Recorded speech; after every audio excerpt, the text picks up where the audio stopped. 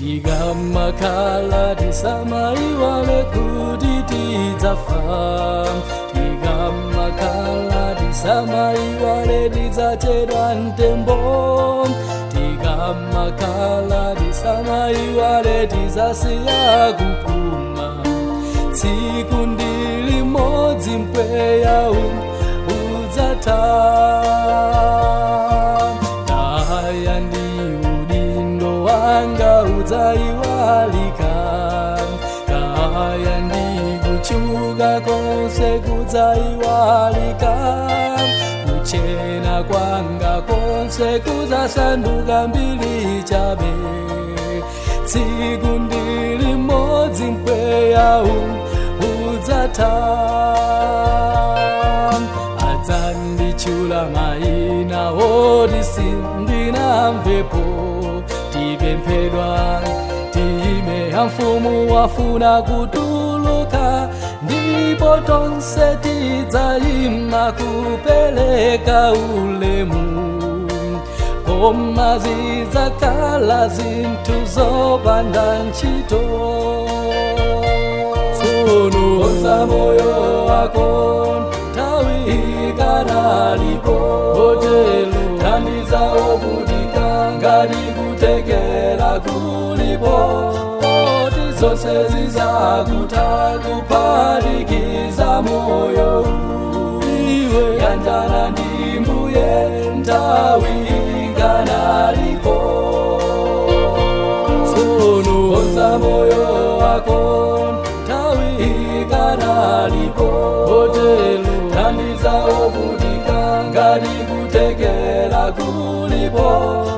Oti zonse zidzakutha kuphatikiza moyo. Iwe yanjana ndi Mbuye nthawi ikanalipo.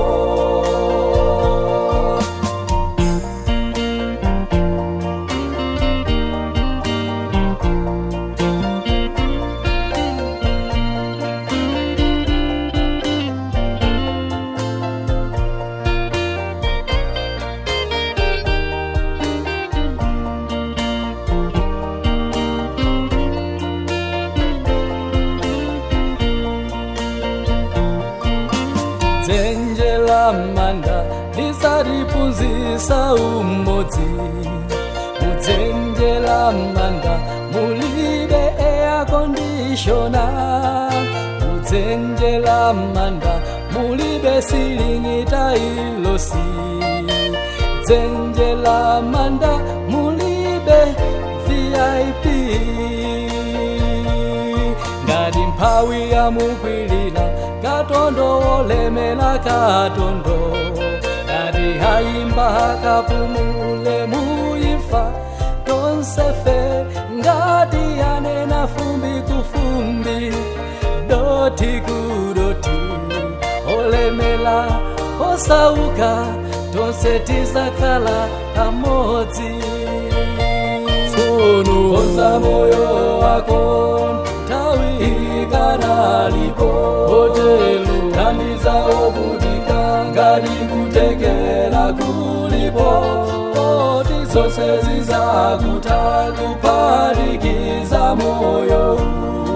Iwe yanjana ndi Mbuye nthawi ikanalipo. Tsono konza moyo wako nthawi ikanalipo. Kotero thandiza ovutika ngati kutekera kulipo. Oti zonse zidzakutha